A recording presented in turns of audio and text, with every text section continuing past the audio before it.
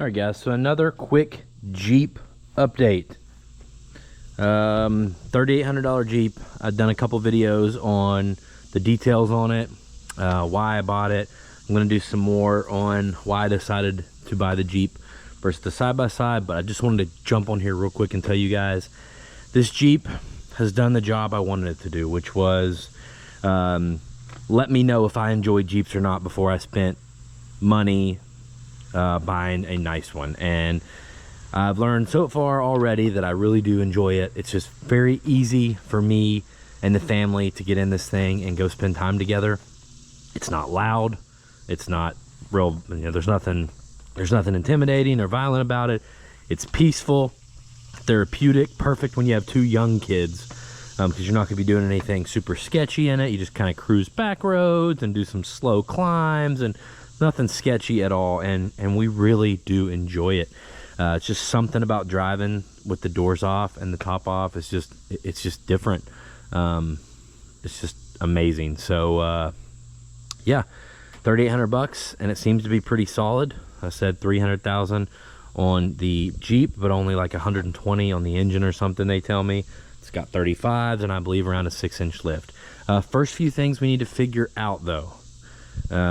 The parking brake does not work at all.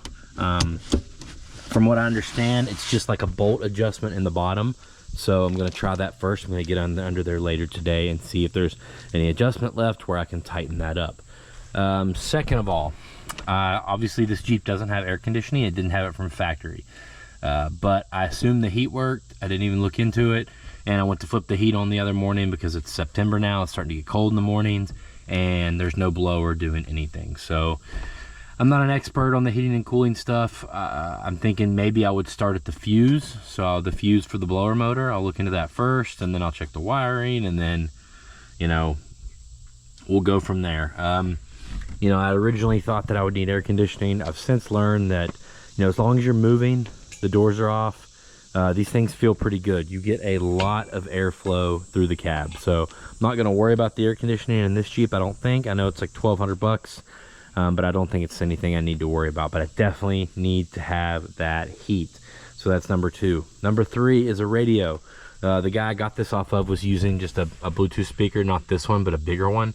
That's not really what I want to do. I want some kind of radio and screen right here, so anybody can seamlessly operate the music without needing to be connected to any one person's phone or anything like that.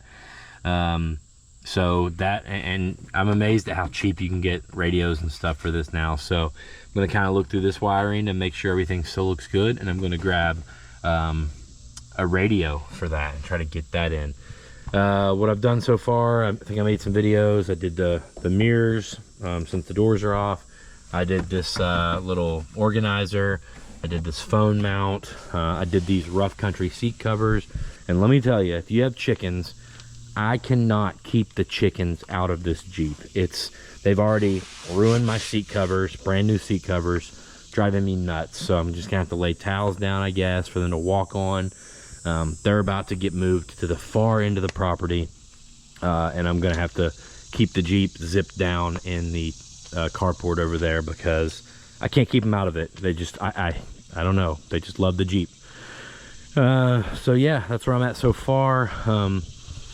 I'd have to say my number one issue at the moment, as far as taking it very far, is that I'm still trying to get the spare tire and the spare tire swing away from the last owner. So I don't really want to take it too far because I don't have a spare or a way to change it. And then that gets you into, as far as keeping some tire changing tools, you know, a way to haul a cooler, first aid kit, all that stuff. There's just nowhere to put cargo in this Jeep besides right here, and that's not much space. So I have a hitch hauler, and that seems like that's going to work out pretty good for now. Can kind of, I'll show you guys that later. I've test fitted, everything looks good. It does not look like the hitch hauler is going to work with the swing away whenever I get it though, so we'll see. But that's where I'm at right now.